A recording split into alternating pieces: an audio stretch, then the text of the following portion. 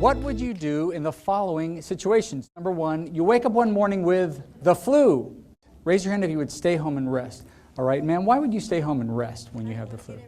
You don't want to get everybody else sick. Who would go to work but avoid socializing with people? And why would you do that, sir? Kind of in demand at work. In demand at work.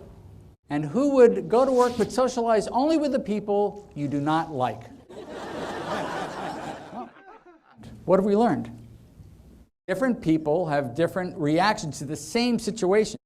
But what if I were to ask, not what would you do, but what should you do? Is there a framework we can use to determine the right thing to do no matter how other people happen to react? The answer is yes. And since the question, what should you do, is an ethical one, the solution lies in 5 basic principles of ethics.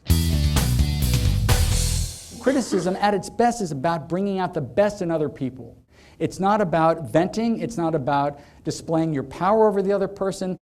When someone you care about, someone who works for you, works with you, has a relationship with you, has done something he or she should not have done, or hasn't done something they should have done.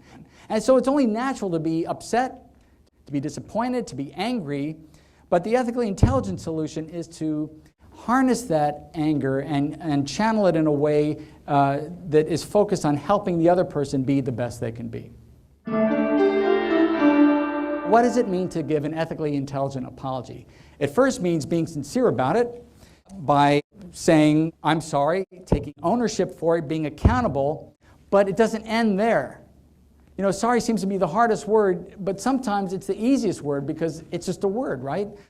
It doesn't mean anything unless it's backed up with action, with an action plan, with a strategy for avoiding committing the same error again.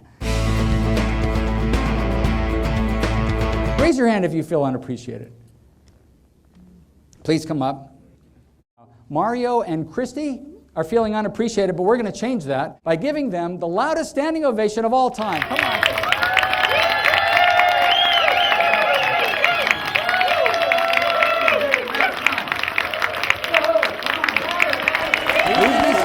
I want you to take a look at Mario and Christy as they go back to their seats. Do you notice a difference? What's the difference? They're smiling. They're smiling. They don't look miserable any longer. You made their day. And in fact, I'll bet for several years, they're going to be talking about the standing ovation they got at the Imagine Theater in Novi, Michigan, simply for being themselves. Now, I want you to look around the room. Do you notice a difference around the room?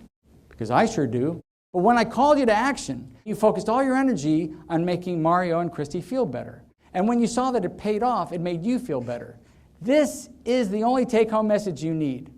Why should we be ethically intelligent? Why should we lead a life of compassion, of kindness, of being fair?